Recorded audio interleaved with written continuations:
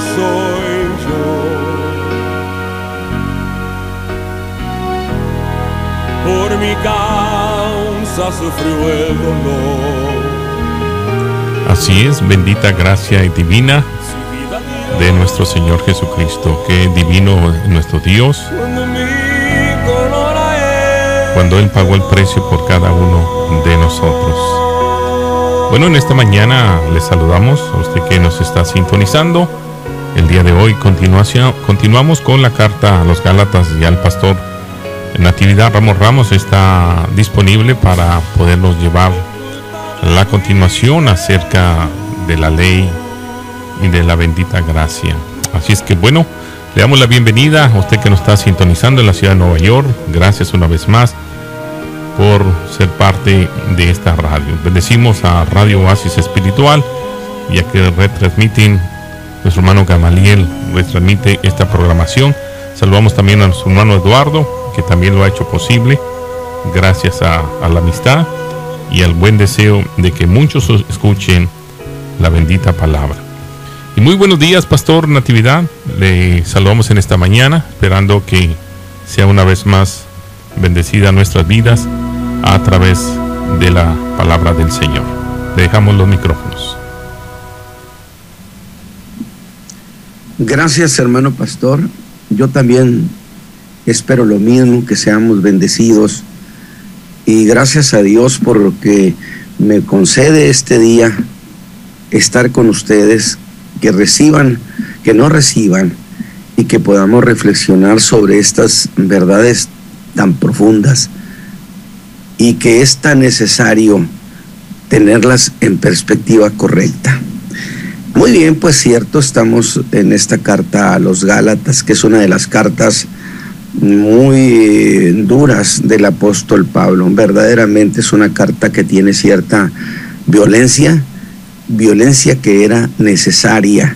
El apóstol estaba indignado, verdaderamente indignado, y vaya que este hombre era uno de los que se ufanaba de ser apegado a la ley, fariseo de fariseos. Nadie lo superaba, creo, en el celo que él tenía por la ley. De allí que se hizo uno de los grandes perseguidores de la fe cristiana.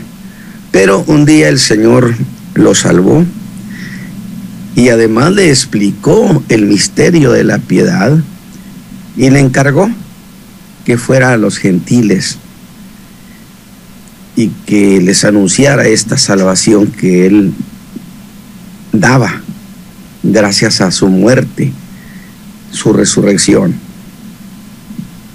Y precisamente eso indignó al mundo judío, particularmente en el momento en que Bernabé y Pablo informan a la iglesia de Antioquía que Dios había abierto la puerta de la fe a los gentiles y que miles estaban viniendo a esta fe preciosa.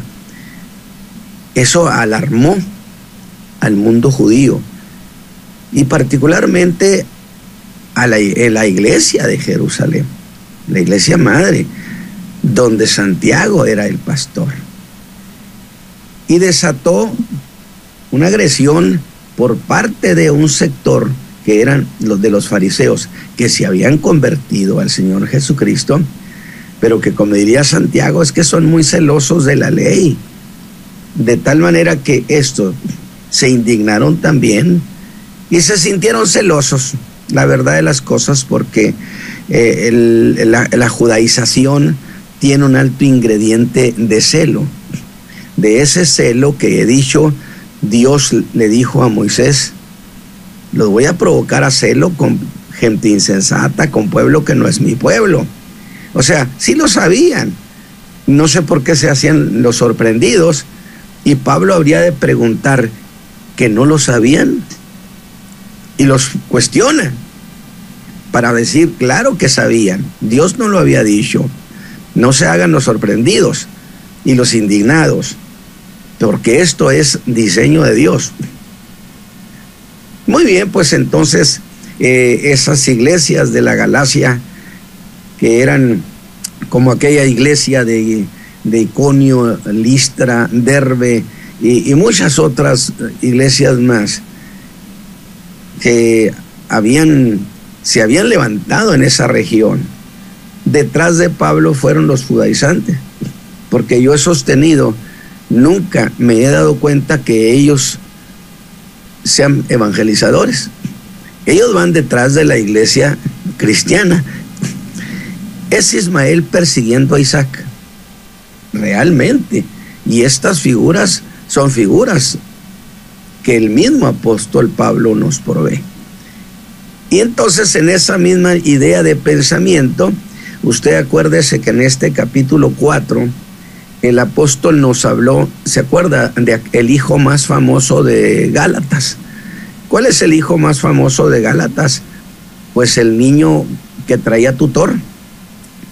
Y el tutor representa a la ley, porque ese tutor se encargaba de la educación, y la ley habría de encargarse, precisamente para eso la dieron para encargarse de educar al hombre. ¿En qué sentido? Acuérdese usted que hemos dicho, nunca jamás Dios mandó al bote de la basura al mundo gentil, de ninguna manera. Dios tenía un plan diseñado para rescatar al mundo gentil que había apostatado, porque era apostasía verdadera la del mundo gentil, y creó un pueblo, trajo a existencia a Israel, pero no por Israel mismo, ni siquiera por Abraham mismo. Israel vino a la existencia en un proyecto que se lo dijo a Abraham para bendecir a las naciones, a las familias de la tierra. No dijo nada más a Israel, no, a todas las familias de la tierra. Es contundente esa declaración de Dios a Abraham. ¿En qué sentido este ayo o este enseñador cumpliría su función? Aquí está la cuestión. Dios le dijo a Israel: yo te he puesto por luz a los gentiles. ¿En qué sentido? Israel, tú enséñale al mundo lo que yo digo. Como dijo Pablo, cuando la ley me mostró lo que yo era, me di cuenta de que yo era un gran pecador. No era un pecador cualquiera, era un pecador en riesgo eterno. Y precisamente Israel, al decirle al mundo lo que Dios decía en su palabra, habría de despertar la conciencia de muchos gentiles. De esta manera Israel sería luz a las naciones. Sin embargo, en vez de ser luz a las naciones, entraron en choque con el mundo gentil. Y por supuesto, de esa manera el mundo gentil no les habría de aceptar ninguna de sus propuestas. Y de ahí que hicieran el trabajo de proselitismo también. Que Jesús dijo: escribas y fariseos hipócritas. Porque esta cuestión es farisaica. Y que Hechos 15 lo aclara. Y dice que un grupo que pertenecían a la secta de los fariseos se levantó contra Pablo y Bernabé diciendo: no, señores, es necesario que los gentiles se circunciden o no pueden ser salvos, olvidando que Abraham fue justificado incircunciso, no se ha circuncidado todavía. Esa es una lección que debe traerse frente a los ojos. Abraham fue justificado sin estar circuncidado. Después Dios le daría en el capítulo 10, eso fue en el 15 del Génesis, Dios le daría en Génesis 17, le daría el mandato de la circuncisión para que fuera señal entre Dios y los hijos de Israel. Yo no soy un hijo de Abraham, cuando menos hasta donde yo lo tengo entendido. Entonces yo he dicho siempre: ¿para qué se invita a una fiesta que no es la suya? Estoy con esto que estoy comentando, tratando de retomar. Usted sabe que el viernes no fue posible que pudiéramos entrar, pero estoy tratando de retomar para que usted tenga la idea de esto que estamos planteando. Y entonces, cuando fundan las iglesias de la Galacia, los gentiles, de los judaizantes se lanzan. Y entonces muchos de las iglesias de la Galacia son llevados hacia la judaización, hacia el judaísmo, a guardar la ley, la circuncisión y todas esas cuestiones que no justifican. Insisto, porque Abraham no fue justificado circuncidándose. Pero estos afirmaban que era necesario, para ser salvo, primero circuncídate. Contra toda escritura se estaba enseñando eso. Y entonces es esto lo que nos trae a colación al capítulo 4, que yo dije. Tenemos aquí al niño famoso, al más famoso de la carta a los Gálatas, que es el niño acompañado por un ayo, que era el que se encargaba de su educación. Israel, la ley era precisamente el instructivo que Israel habría de haber dado al mundo entero, que sin duda era necesario haber tenido una relación no tan escabrosa, sino una relación con el mundo gentil que les permitiera que Israel les presentara lo que Dios decía, para crear esa conciencia. Pero esa conciencia que habría de haber en el mundo gentil de que tenían problemas con Dios, era para prepararlos, porque la ley fue nuestro ayo para llevarnos a Cristo. ¿Por qué razón? Porque cualquiera que conociera esto diría: ¿y ahora cómo resuelvo el problema? La ley diría: yo no te puedo resolver el problema porque a mí no me mandaron a justificar a nadie. A mí me mandaron a despertar a los hombres a la condición de conflicto en que están con la justicia divina y que por lo tanto son reos, para que entonces el mundo gentil, incluyendo por supuesto a Israel, porque Dios encerró todo bajo pecado, dijeran: ¿y ahora cómo podemos ser salvos? Y entonces presentar a Jesucristo como el que da la verdadera libertad, justificando al hombre de sus pecados, que es Cristo, el único medio de justificar al hombre. Esa era la cuestión: ¿cómo se justificará el hombre con Dios? Sin embargo, resulta que no fue posible, o mejor dicho, ese niño, mientras cargara el ayo, significaba que no podía heredar. Fíjese bien, mientras ese niño anduviera acompañado de ese ayo, significaba: este niño todavía no puede heredar, no puede, porque está incapacitado para heredar. Mientras usted vea a un creyente que lo acompaña la ley y todas estas cuestiones judaizantes, ese creyente es un creyente inhábil para heredar las promesas. Fíjese bien, de tal manera entonces que luego nos presenta el segundo caso en este capítulo, donde nos habla de que fuimos hechos hijos de Dios. Y no fuimos hechos hijos de Dios por la ley, sino por el Espíritu de Dios. Y aquí tenemos ahora a otra clase de hijo. Este es libre por Jesucristo y por lo tanto tiene condición de heredero ya, de heredero. Pero ahora el apóstol Pablo se lanza, por así decirlo, en un asalto final. Y le voy a leer desde el versículo 19. Dice el apóstol en el capítulo 4, verso 19: hijitos míos, que vuelvo otra vez a estar de parto de vosotros, hasta que Cristo sea formado en vosotros. O sea, por el otro medio de la judaización, ¿cómo puede formarse Cristo? Querría, cierto, estar ahora con vosotros y cambiar mi voz, mudar mi voz, porque estoy perplejo en cuanto a vosotros. Estoy sorprendido, dice Pablo. No vamos a ir despacito, sin duda en dos partes, en dos mensajes estaremos viendo todo esto. Estoy perplejo en cuanto a vosotros. Y ahora, mire lo que hace, mire lo que dice Pablo. Les dice Pablo: decidme los que queréis estar debajo de la ley.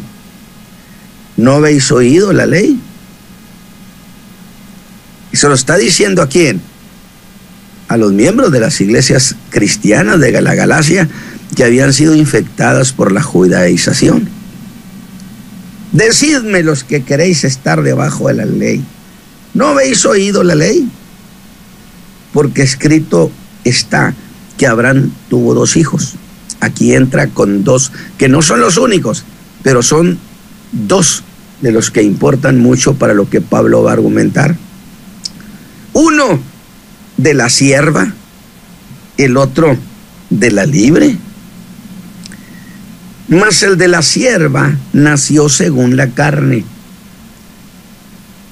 y no pudo heredar, por supuesto, porque no era el hijo de la promesa, no era el prometido de Dios. Pero el de la libre nació por la promesa. Sara era una mujer anciana y había sido estéril. 2 inconvenientes por las cuales no podía. Incluso cuando Dios le dijo a Abraham que de Sara tendrían un hijo, pues Sara se rió, porque en esa charla, y mire, la hermana Sara estaba detrás de las cortinas de la tienda, oyendo a ver qué platicaban Dios y Abraham. Y cuando ella oyó que iba a tener un bebé, pues lógico, le causó hilaridad, se rió. Que por cierto, Dios le dijo a Abraham: ¿por qué se ríe Sara? Y Sara dijo: no, yo no me reí. Y Dios le dijo: te reíste. Qué interesante, ¿no? Hasta Dios mismo dijo: no me reí. Pero así es esa cuestión. Pero Dios le hizo la promesa a Abraham que de Sara, no de Agar, que de Sara, no de la sierva, que de la esposa, tendría un hijo. Por eso se le llama el hijo de la promesa, porque Dios no le prometió que lo iba a tener por Agar. Le dijo: no, ¿acaso hay alguna cosa imposible para Dios? Porque Abraham dijo, como ya Ismael había nacido, y le dijo Dios Abraham a Dios: que viva Ismael delante de ti. Dios le diría: no, yo estoy hablando de un hijo de Sara. Las cuales cosas son dichas por alegoría. Aquí Pablo convierte a estas 2 figuras, primero a esos 2 hijos y a estas 2 madres, las convierte en una figura de la retórica, que es muy parecida a la metáfora para ilustrar algo. Porque estas mujeres, escúchelo bien, son los 2 pactos. El uno ciertamente del monte del Sinaí.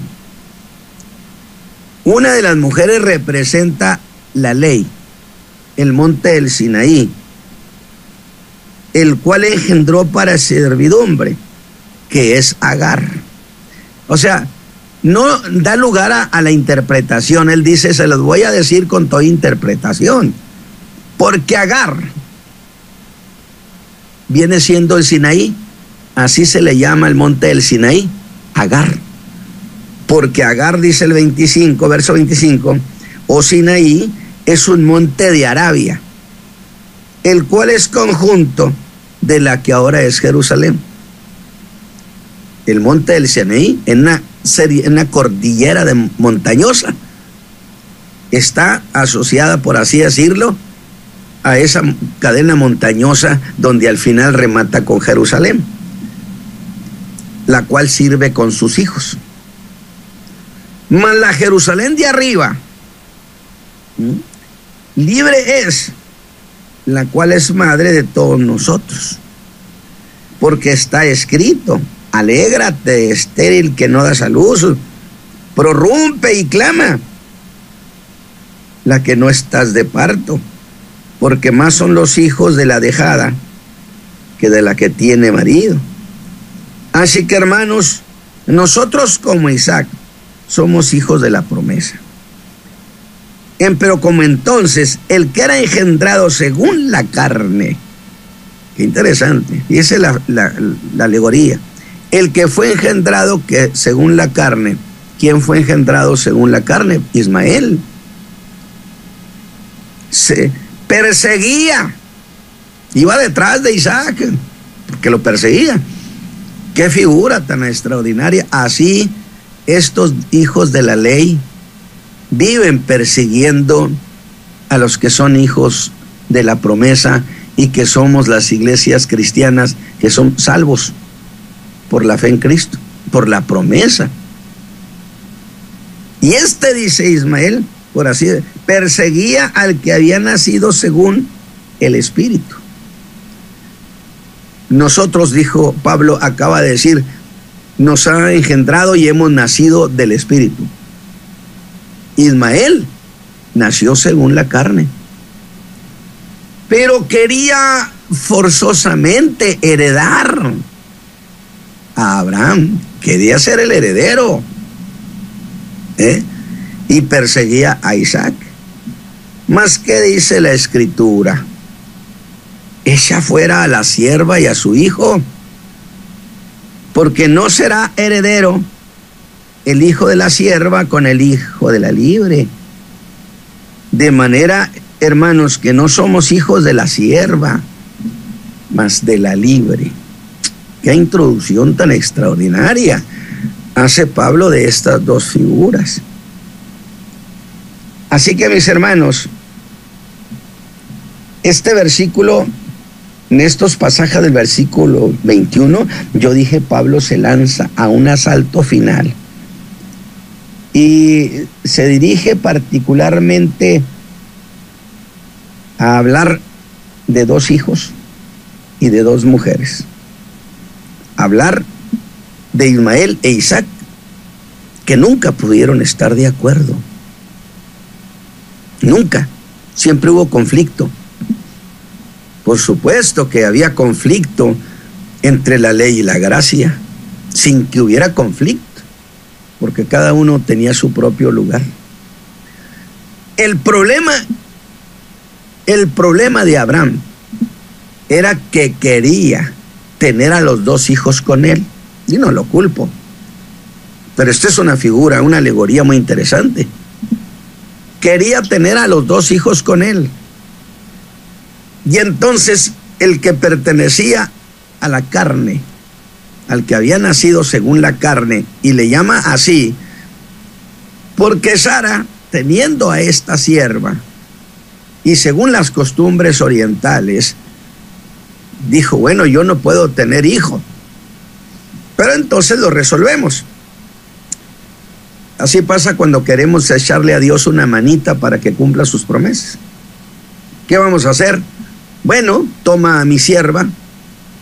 No era sierva de Abraham, era sierva de Sara. Toma a mi sierva. Y entonces que ella nos dé un hijo. Y ese nacido de la sierva, pues lo tomamos como hijo nuestro. Y de esta manera, pues Dios cumple su promesa. Dios le insistió, yo no te dije que de ella, yo te dije que de Sara. Y dio como resultado, precisamente, el conflicto familiar. Era imposible que Ismael e Isaac estuvieran bajo el mismo techo. Yo no sé por qué ahora quisieran tener bajo el mismo techo a la ley y a la gracia. Entonces, pongamos cuidado, porque está escrito, dice Abraham, que tuvo dos hijos, uno de la sierva y otro de la libre. Mas el de la sierva nació según la carne, o sea, por un acuerdo entre Abraham y Sara, en lo que Dios no tuvo participación. Pero el de la libre nació por la promesa. Así que el apóstol no se preocupa por lo pronto de los nombres. Le interesa que se vean estos dos hijos y que se vean estas dos madres. Su condición civil de una y de la otra. Una era sierva y era la madre de un siervo, porque una sierva da hijos de servidumbre. Mientras que la otra madre, Sara, era libre. Así que la deducción es inmediata. Una sierva que tiene hijos que también son siervos. Y los hijos de la libre, que son los de la promesa, son libres. Así que de inmediato Pablo marca las desigualdades entre un hijo y otro, entre una madre y otra. Porque así como los hijos, dos hijos, no pudieron estar de acuerdo, tampoco sus madres estuvieron de acuerdo entre ellas, y hubo conflicto. ¿Cómo se podría afirmar que si era posible entonces que la ley y la gracia podían ser compatibles, haciendo de las dos un mismo hogar? Imposible. Y yo he dicho con toda claridad, yo nunca he afirmado que la ley y la gracia estén una contra la otra. Las dos vinieron de Dios. Que son incompatibles en el momento en que se les quiera juntar, que se les quiera hacer a los dos siervos, a los dos hijos que vivan en el mismo techo, que era lo que Abraham quería, que era lo que los judaizantes estaban haciendo. Insisto, eran de allá de la iglesia de Jerusalén. Por supuesto que sí. Y Santiago siempre nunca estuvo definido con relación a esta cuestión. Que me perdone Santiago, pero la escritura es muy clara. Ahora, la ley diría que hay que hacer la ley para ser justificado. El problema es que yo lo he marcado. Si usted me pregunta, hermano Ramos, si alguno guardara toda la ley, ¿podría ser justificado? ¿Tendría la vida eterna? Y yo le digo categóricamente que sí, porque está escrito: haz esto y vivirás.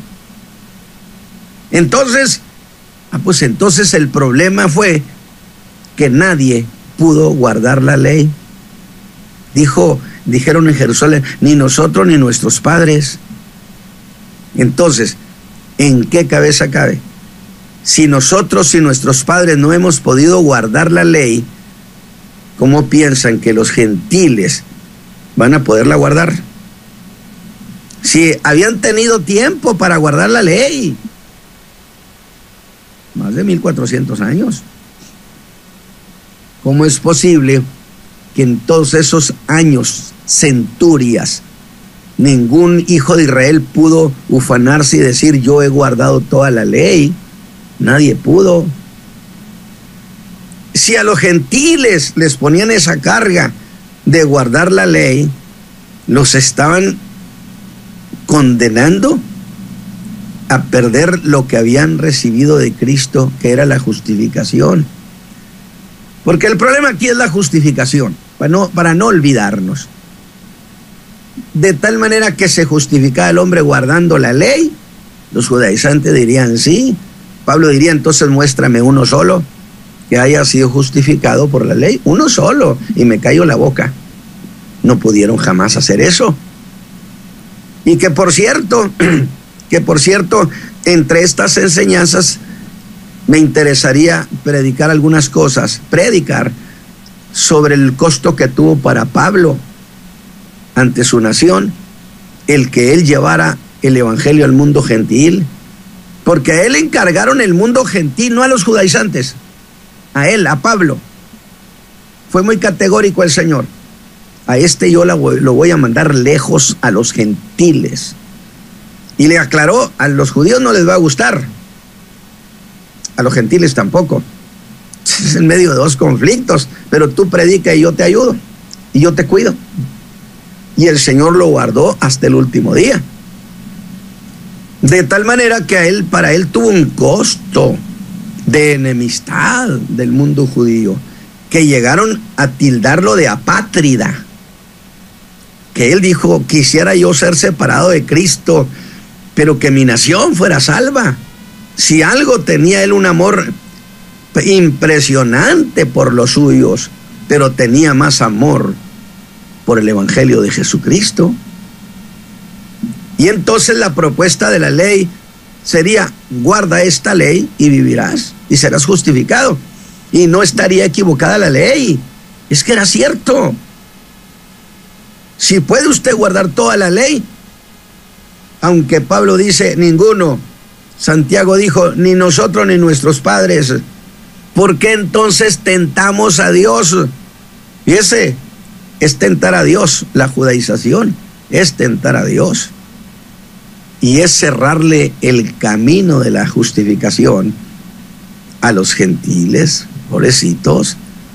¿Por qué? Porque ellos tienen por experiencia el mundo judío que no pudieron guardar la ley, hombre. Y el que no guarda la ley está bajo maldición, dice la Escritura. Maldito el que no guardara las palabras de esta ley, está escrito también. Entonces ahí tenemos el conflicto muy difícil. Ismael quería a fuerzas quedarse para heredar y perseguía a Isaac. Entonces la ley diría que hay que hacer la ley para ser justificado. La gracia diría, no, solo hay que creer en Jesús, quien pagó por nuestros pecados. Y yo pregunto, ¿pero acaso la ley no vino de la mano de Dios? La Escritura afirma semejante cosa, sí la afirma. ¿Por qué vamos a pensar que es inútil la ley? Nadie ha dicho que la ley sea inútil o que haya sido inútil. Imagínese la utilidad de despertar al hombre para decirle, mira la condición en que estás ante Dios.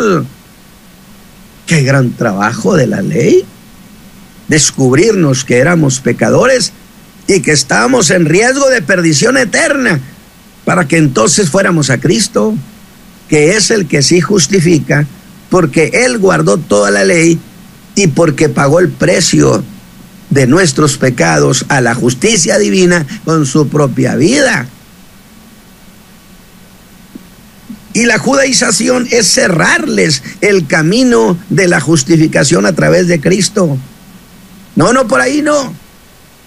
Necesitan circuncidarse y guardar toda la ley de Moisés. Y eso está escrito en la palabra. Que así lo dijeron categóricos a los gentiles de Antioquía que eran salvos. No, señores. Ni se ilusionen. Ustedes no son salvos porque no están circuncidados. Y yo dije, ignorando que Abraham fue justificado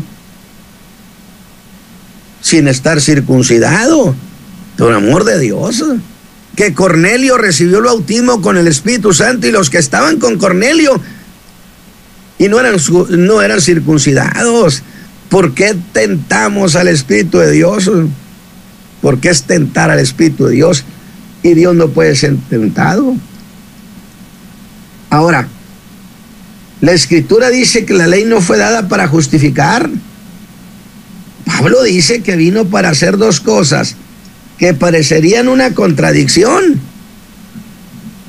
La carta del apóstol Pablo a los Romanos en el capítulo 5, verso 20, dice, la ley empero entró para que el pecado creciese. Y esto pareciera una contradicción. Y aquí voy a hacer una precisión.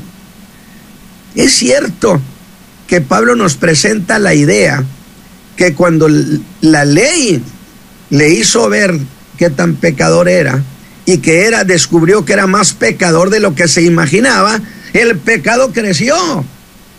Es decir, la ley no lo hizo crecer, pero la ley, al descubrirle al hombre qué tan pecador era, entonces el hombre descubrió la verdadera tragedia de su pecado, que equivale, se creció, se hizo poderoso. Pero la ley hizo su trabajo. Y la ley no vino, alguien dijo, no vino para contener el pecado. Primero que nada, lo que hizo fue hacerlo crecer ante nuestros ojos y ante nuestro entendimiento. Miren la condición en que ustedes están.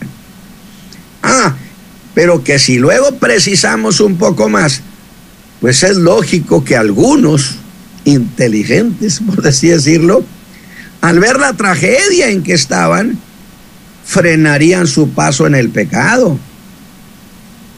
Y en ese sentido sería una contención al pecado, pero fue enviada precisamente para descubrirle al hombre en qué condición estaba.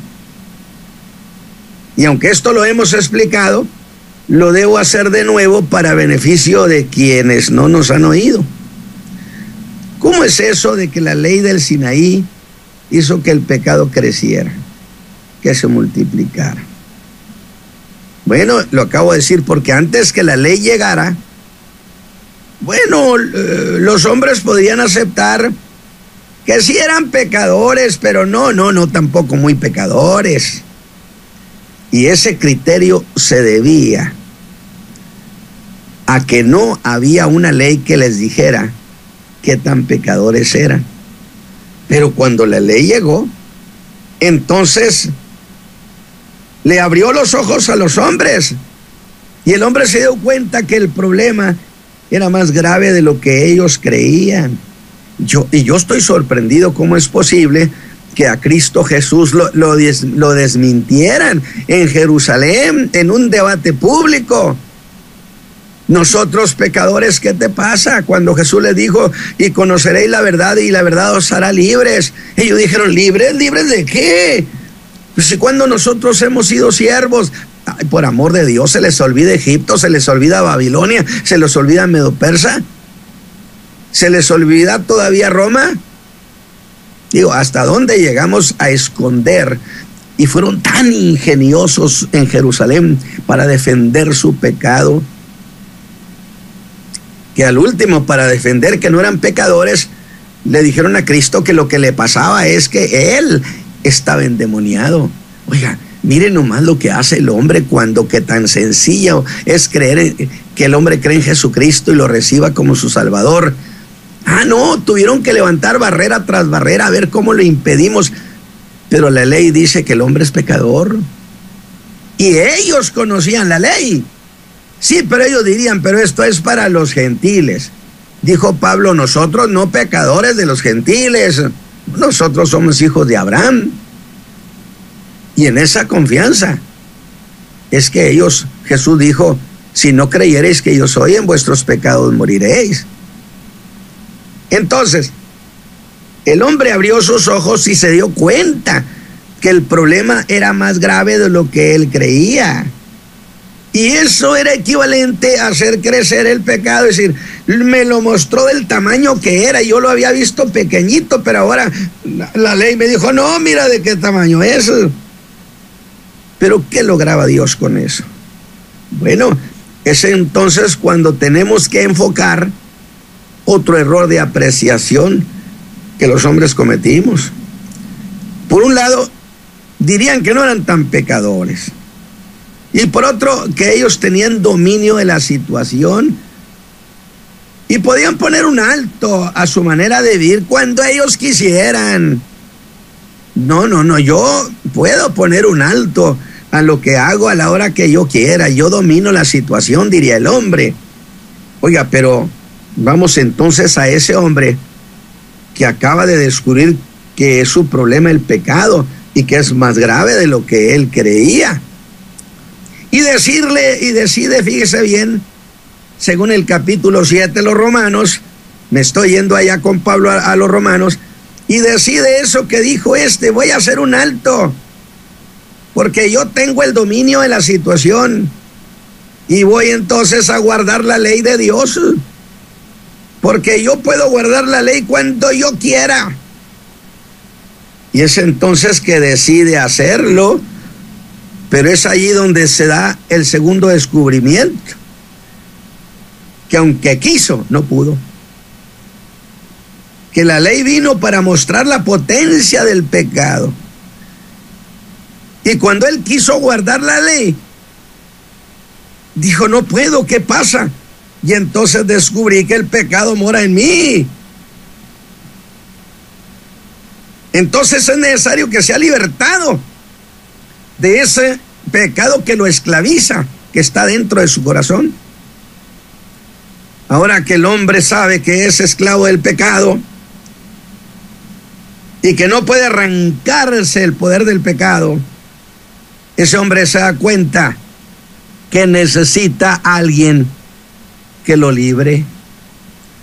Y es entonces que el hombre ha de descubrir que necesita a Jesús el crucificado. Porque el hombre del capítulo 7 de Romanos gritó, miserable hombre de mí, ¿quién me librará del cuerpo de esta muerte? Porque lo que quiero hacer no lo hago, por el pecado que mora en mí.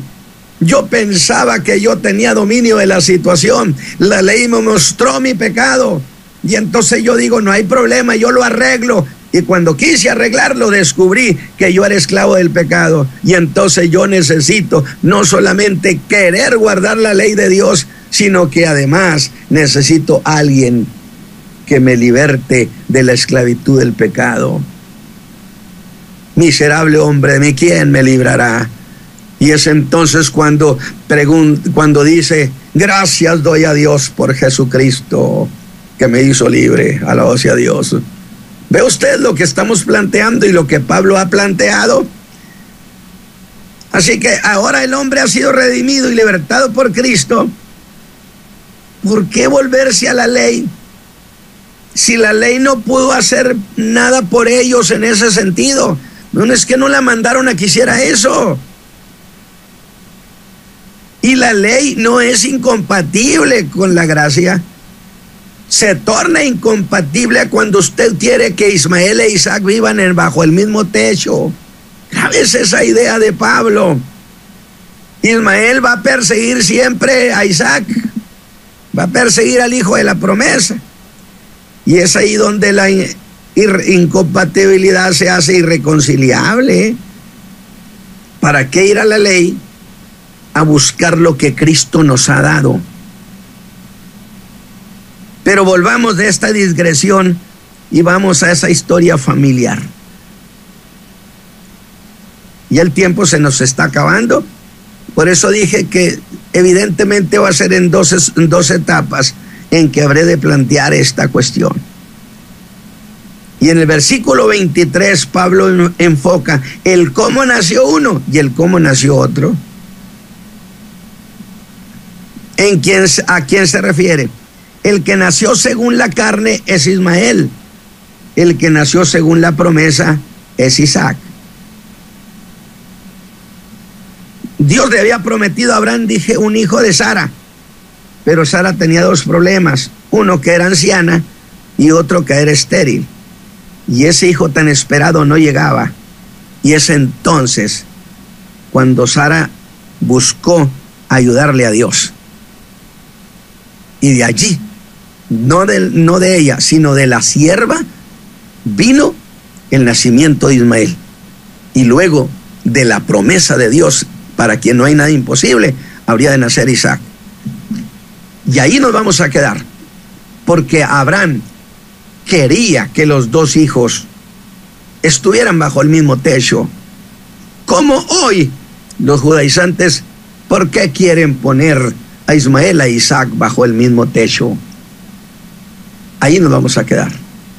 en que Ismael a cómo perseguía a Isaac y cómo los judaizantes han perseguido a los hijos de Dios de la iglesia en Cristo para someterlos. No lo tolere, no a la judaización de la iglesia. Mis hermanos, que el Señor los bendiga. Y gracias, hermano pastor Isaí. Amén. Gracias a usted también, pastor, que nos ha traído esta preciosa enseñanza el día de hoy, la comparación de los hijos que tuvo Abraham, y qué bendición que somos parte de un evento maravilloso a través de la gracia, la misericordia de nuestro Señor Jesucristo. Y damos gracias a usted que nos ha sintonizado el día de hoy, ya que somos bendecidos y seguimos siendo por la gracia. Si alguien, ya lo dijo el pastor, si alguien tiene algún versículo donde alguien se haya salvado por esta ley, bueno, no lo hemos encontrado aún, pero a través de la linda gracia que Jesucristo vino y nos ha hecho libres. ¿Y libres de qué? De la condenación eterna que estaba preparado para aquellos que andábamos sin Dios y sin esperanza. En esta mañana le agradecemos a usted su infinita atención a esta programación, ya que estamos en esta preciosa carta, como dice el pastor, muy violenta, ya que incomoda en algunas personas, pero es una realidad. Y el día de hoy nos bendice el aprender cada día más de esta palabra que nos edifica, nos construye y que nos está dando a conocer que sí hay oportunidad todavía a través de aquel que sí lo pudo cumplir la ley y pudo cumplirle al Padre Celestial, en el cual somos el resultado, somos la semilla que estamos reproduciendo, ya que uno vino, murió y gracias a esa muerte pues nos dio vida a cada uno de nosotros. Le agradecemos infinitamente su atención el día de hoy. Pastor, muchas gracias. Será hasta la próxima ocasión. Y yo sé que hay personas que aman esta palabra y nos ha edificado grandemente. Así es que le agradecemos una vez más. No sé si quiera decir algo más, pastor, para terminar en programación de hoy.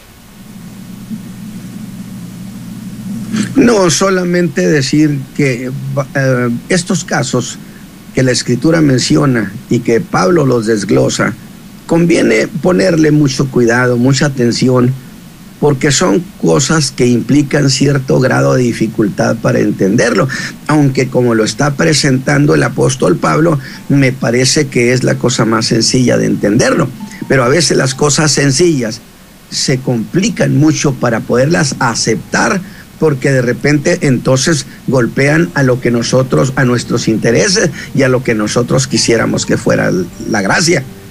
Pero sabemos entonces que vamos a doblar nuestras manos frente a lo que diga la Escritura.